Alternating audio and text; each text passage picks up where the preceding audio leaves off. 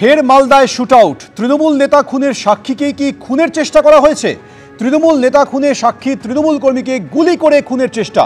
মালদায় ইংরেজ বাজারে অমৃতি গ্রাম পঞ্চায়েতের কানাইপুরে শুটআউট।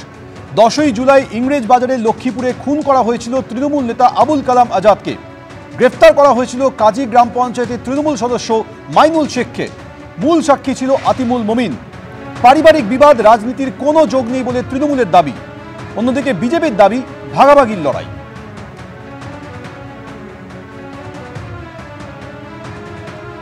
হচ্ছে আমার ছেলে যে লক্ষ্মীপুরে মার্ডার হয়েছিল, সেই মার্ডারের মেন সাক্ষী আর কি। এই সাক্ষীকে আজকে আবার সন্ধ্যা 7টা পৌনে 7টা নাগাদ ওই বানিয়া গ্রামে, এটা কানাইপুরে গুলি করবে। কারা করেছে এটা? সেটা আমি নাম বলতে পারলাম না।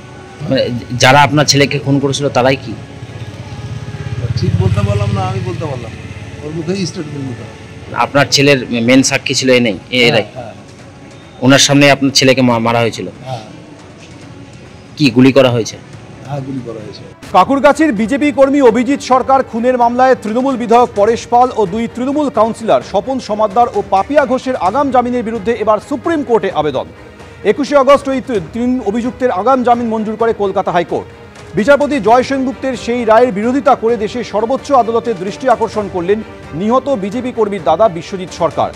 2021-এর 2রা মে বিধানসভা ভোটের রেজাল্টের দিন খুন হন কাকুরগাছির বাসিন্দা বিজেপি শ্রমিক সংগঠনের সক্রিয় সদস্য অভিজিৎ সরকার। পরিবারের অভিযোগ, শ্বাসরোধ করে মাথায় ভারী কিছু দিয়ে আঘাত করে খুন করা হয় তাকে। মৃত্যুর আগে ফেসবুক লাইভে তার উপর হামলার মারাত্মক অভিযোগ করতে শোনা যায় বিজেপি কর্মী অভিজিৎ সরকারকে।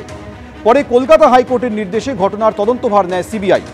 বিজেপি কর্মীকে খুনের মামলায় কেন্দ্রীয় এজেন্সির 2য় সাপ্লিমেন্টারি চার্জশিটে তৃণমূল বিধায়ক পরেশ পাল ও তৃণমূল কাউন্সিলর স্বপন সমাদ্দার এবং পাপিয়া ঘোষের বিরুদ্ধে অভিযোগ আনে সিবিআই। সেই মামলাতেই কলকাতা হাইকোর্ট থেকে আগাম জামিন নেন এই 3 জন। এবার সেই আগাম জামিন খারিজের দাবিতে সুপ্রিম কোর্টে আবেদন করল কাকুরগাছির নিহত বিজেপি কর্মীর পরিবার। আগামী সপ্তাহে শুনানির সম্ভাবনা আছে।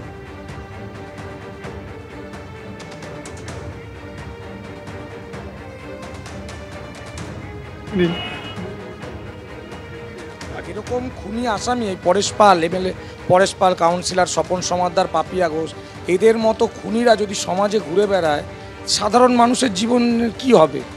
তাই এদের এই সব খুনিরা যাতে জেলের মধ্যেই থাকে এবং আমার ভাই যে খুন হয়েছিল সে সুবিচার পায়, বা আমরাও যাতে এই পরিবারটা সুবিচার পায়, তার জন্যই আমরা মহামান্য সুপ্রিম কোর্টের কাছে গেছি এই যে বেলের অর্ডারটা তার বিরোধিতা করে।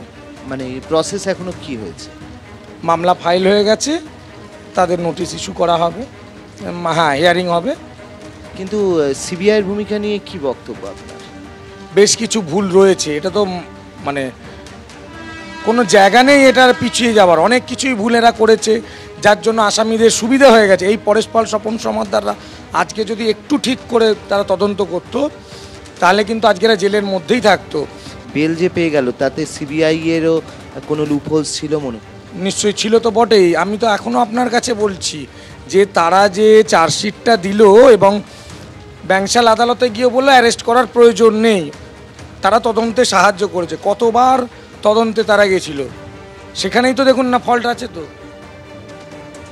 কবে উঠবে কিছু জানিয়েছে বিষয়টা?